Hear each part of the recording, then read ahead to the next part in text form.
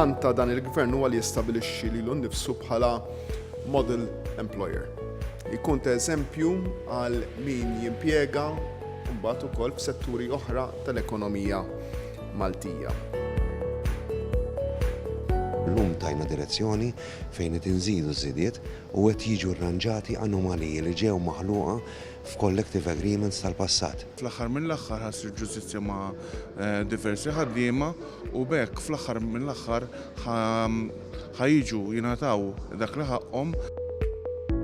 Agreement li huwa l-ewwel wieħed tiegħu wkoll fit-tul li għandu 8 snin. Mhux biss għaliex jitratta fuq l-iktar employer kbir f'Malta, ma wkoll li jservi bħala benchmark għal diversi employers oħra. Dan l-agreement jagħti żidiet bejn 2.4-2.9%.